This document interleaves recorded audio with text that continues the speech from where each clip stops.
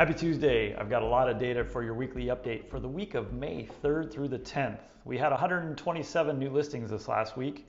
10 homes came back on the market, 29 price reductions, and 8 price increases. We actually had 5 contingent sales this last week, 152 pending sales, 105 of those were on the market for 7 days or less, 25 for 8 to 15 days, 15 for 16 to 30 days, 2 for 31 to 45 days, and 5 were on the market for more than 45 days.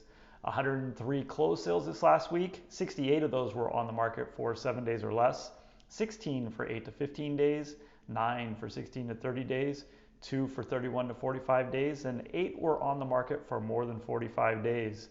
16 of the closed sales sold for less than 100% of their original list price, 21 sold at 100%, and 66 sold above asking. We saw the split wasn't quite as big as we've seen, but the average was 103.6% of the original list price versus the sale price, and 104.1% for the sale price versus the list price at the time of the sale.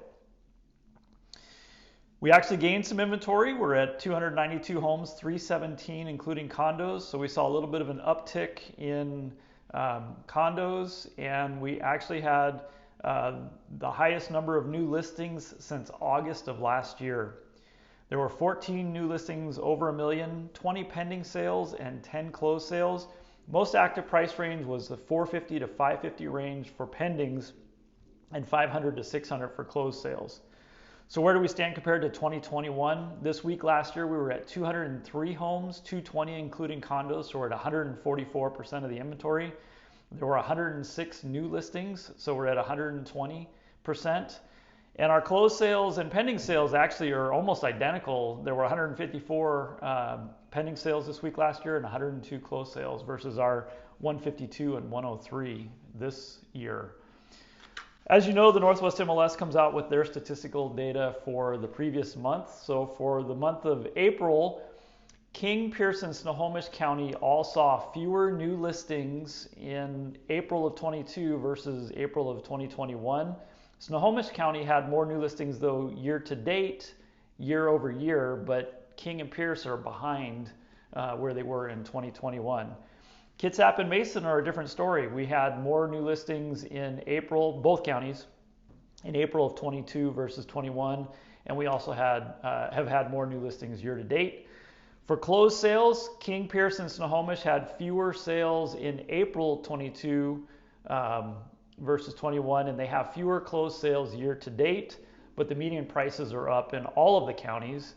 Kitsap and Mason, we've seen more sales both in April 22 versus 21 and year to date.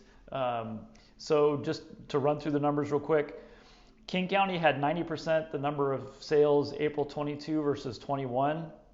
They're 88% of where they were year to date, but their median price is 113.9% of what it was a year ago. Snohomish County had one less sale in April than they did in 22 versus 21. They're at 94% of where they were in 2021 year to date, and their median price is 124.8% of what it was a year ago. Pierce County is at 95% for the month of April, 94% year to date, and their median price is 117.6% of what it was in 2021. Mason County is at 106% for April, 108% year to date, and they're also at 117.6%. In Kitsap County, we saw 109% the number of sales in April of 22 versus 21, 111% the number of sales year to date, and our median price has gone up 118. It's 118.9% of what it was a year ago. So for residential and condos, we went from 450,000. We're now at 535,000 for our median price. If you might hear this number in the media, we went from 452,600 to 538,346 for residential only, so not including condos. And actually that's up 2.5% from where we were just a month ago. So the median price has gone up, and we predicted this was what we were going to see. So there you have it. Like I said, a lot of data today, but as always, if you have any questions, please feel free to reach out. That's why we're here. Otherwise, have a great week and we'll see you soon.